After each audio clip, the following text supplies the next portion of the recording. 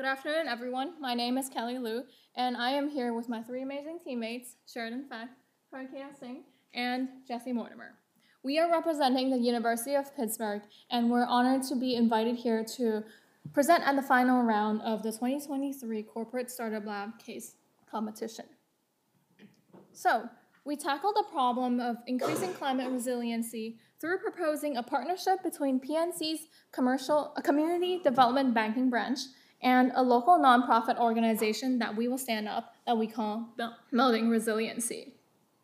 You will hear from the presentation that building resiliency reduces energy costs and presents low-income communities in high-risk flood areas with affordable and climate-resilient housing.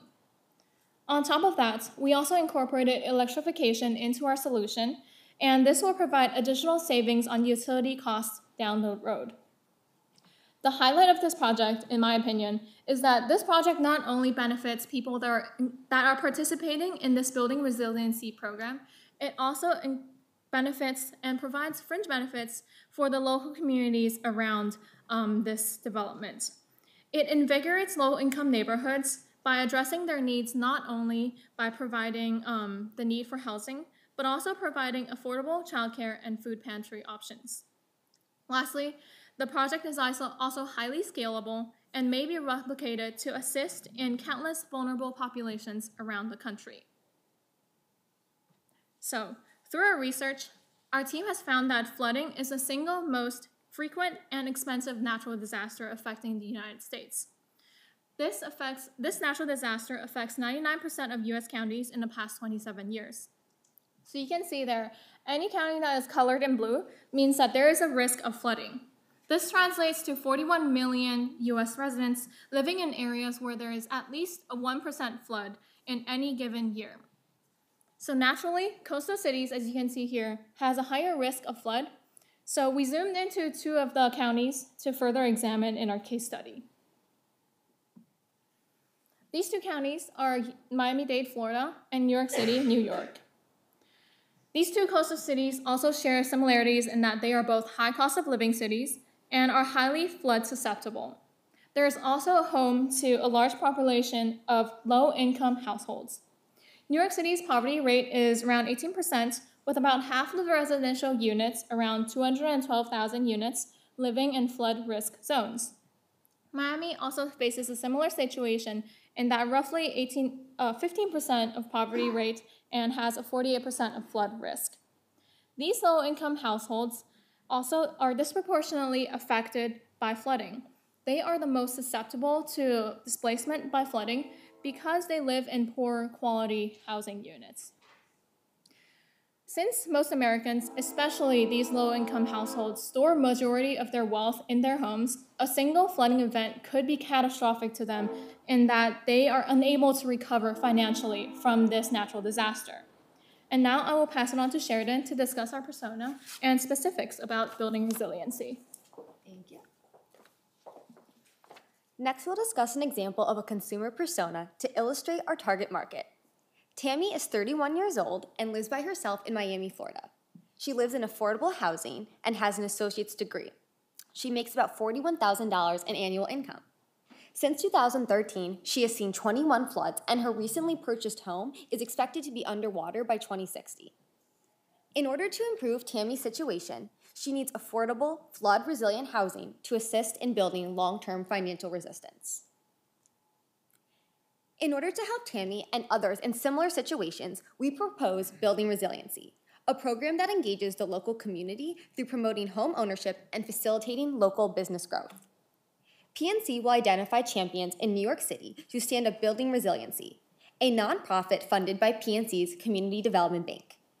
This program will identify, purchase, and start green renovations on apartment buildings in New York City through PNC loans. Building Resiliency will identify low-income households living in floodplains to relocate them to modernized apartments and will encourage tenants to be a part of the rent-to-own program financed by PNC.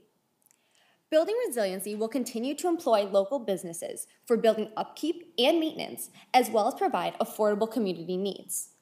As you can see on the screen, we have included an estimated timeline for the establishment of the Building Resiliency program. We project to complete all necessary research for the project in about 2 months. We expect to close on the building in an additional 3 months. We expect to complete all green renovations in an additional 4 months, and we expect to have the entirety of the loan paid off in 30 years. Building resiliency employs a three-pronged approach to community engagement through innovative partnerships.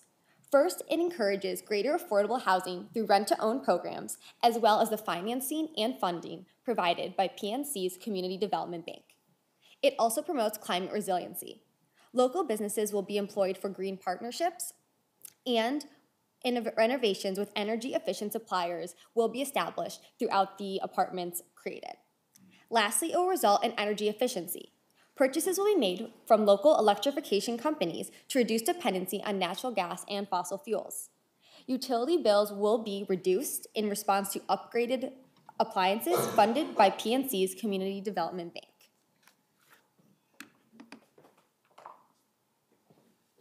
So let's look at the go-to-market strategy.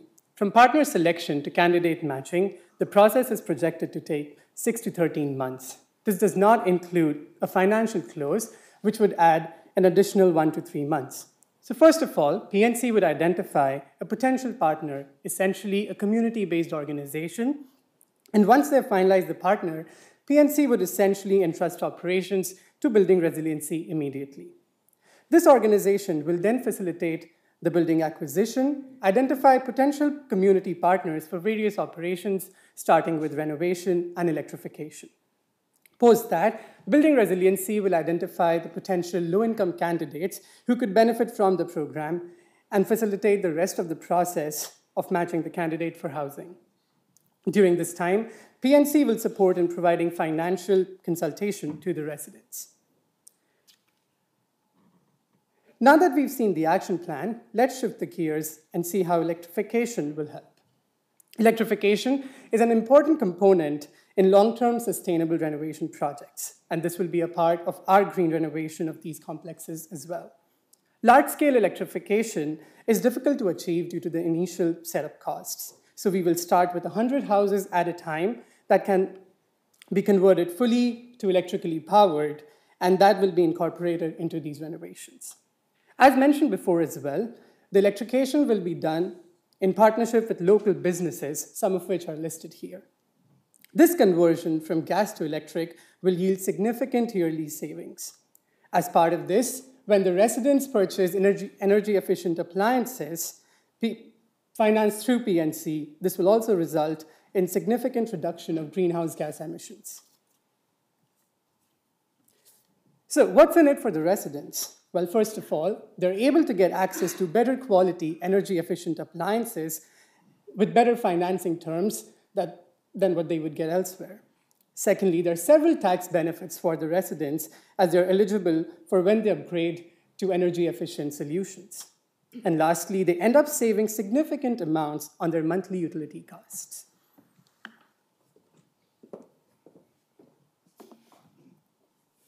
Looking into the cost of the project, we estimate a required upfront expense of $41 million for a 100-unit facility. Revenue lines from this project include interest off of the loan, tax credits, and rebates, all of which will total $39 million in profit over a 30-year term. Based on the required loan and interest payment, the cost structure that will be passed to the tenants in these units will be fixed at $2,180 per unit per month. This is well below the average in these high cost of living areas that we are targeting. In New York City, for example, this is 1/2 of the average rent and mortgage cost. By fixing this cost so far below fair market value, it helps ensure that tenants are going to be able to make these mortgage payments and that PNC is going to reliably recoup their investment. As an additional layer of assistance, these housing facilities will accept Section 8 housing vouchers.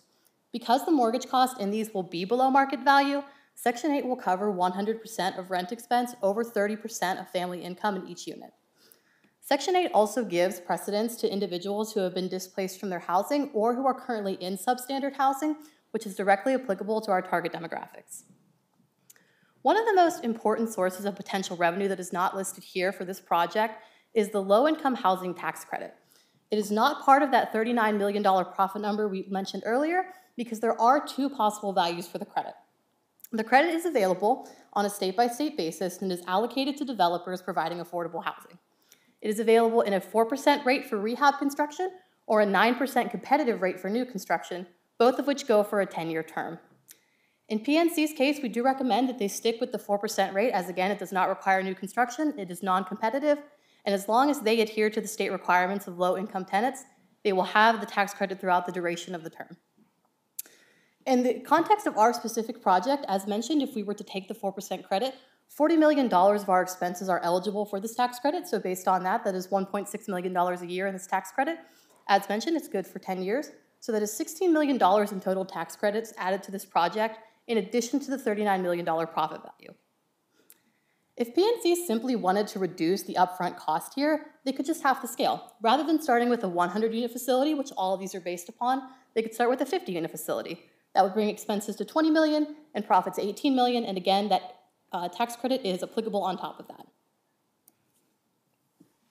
Choosing to invest in climate-resilient housing is not just the best project choice for PNC because of its revenue generation.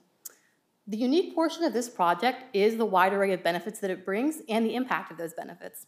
Outside of revenue, investing in climate-resilient, affordable, safe housing makes PNC a good corporate citizen. It also results in extreme cuts in CO2 emissions, energy savings, and it provides equity to low-income families with the support of the community around them. This project would also serve as a catalyst and a model for future large-scale sustainability projects.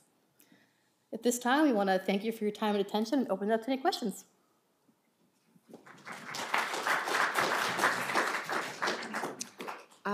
So I'm a little bit confused. Yep. In your customer persona description, you mentioned a woman who wanted to make her home, her standalone home, resilient from flooding.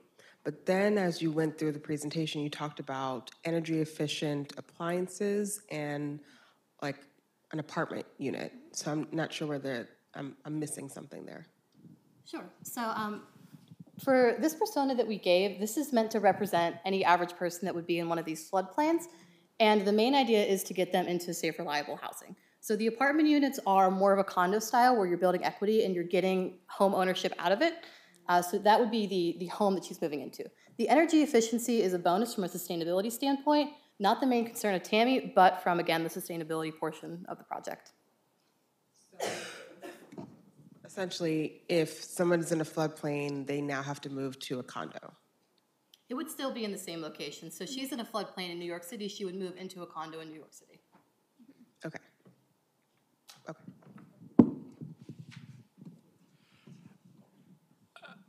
Yeah, I get what you're getting at. So how does living in the same place address the flooding issue? Again, how are you solving the problem of the flooding, which is how you've positioned it, right? The energy efficiency makes sense. Sounds like they're still going to be living in a place that is still in a flood zone. So how does the upgrades or whatever address some of those issues?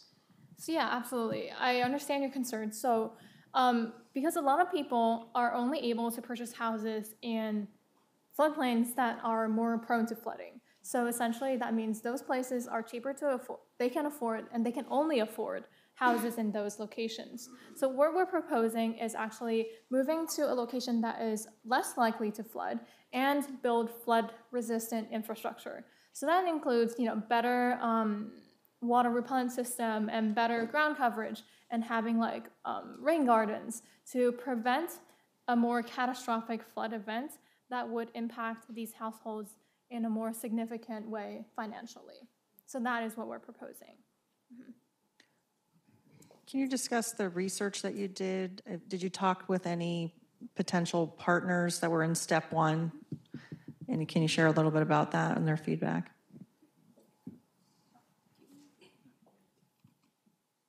So we did talk to a few partners about this. So the main partners that we researched is, in terms of electrification, we talked to a company that is solely focused on electrification, and they are a nonprofit organization that essentially does a whole renovation and transitions all non-electric appliances to electric appliances.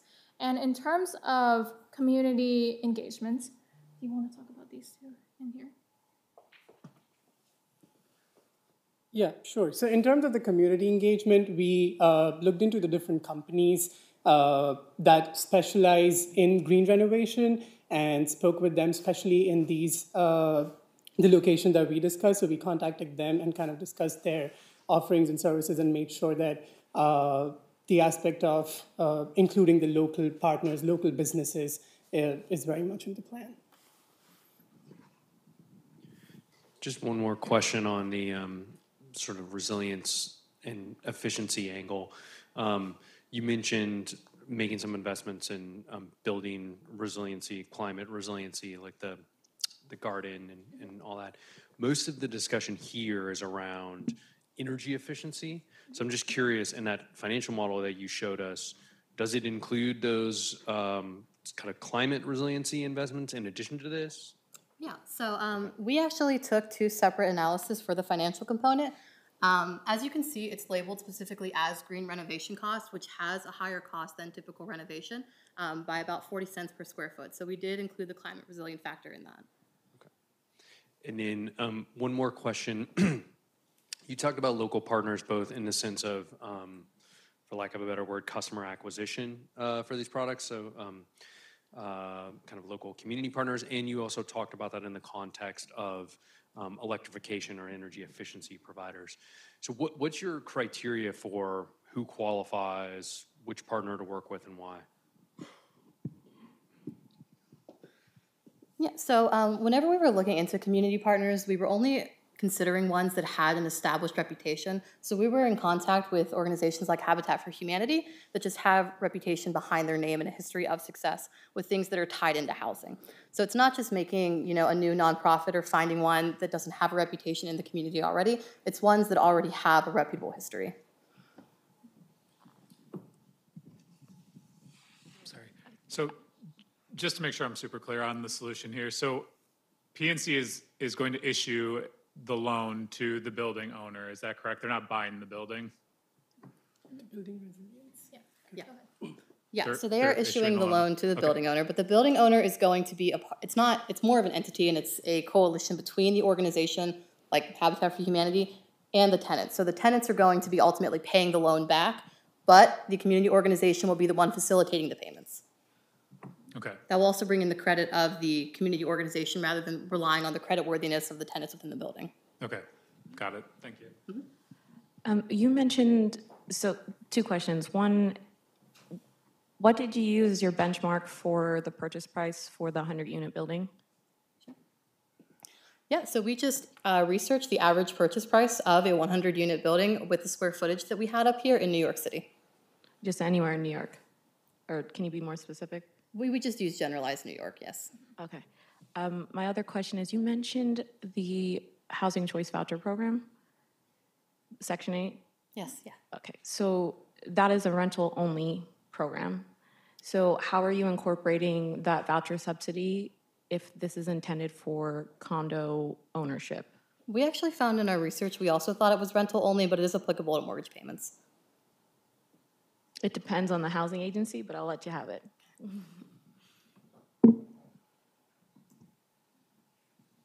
Probably have time for one more question if there are. Just a quick one. What happens when tenants move?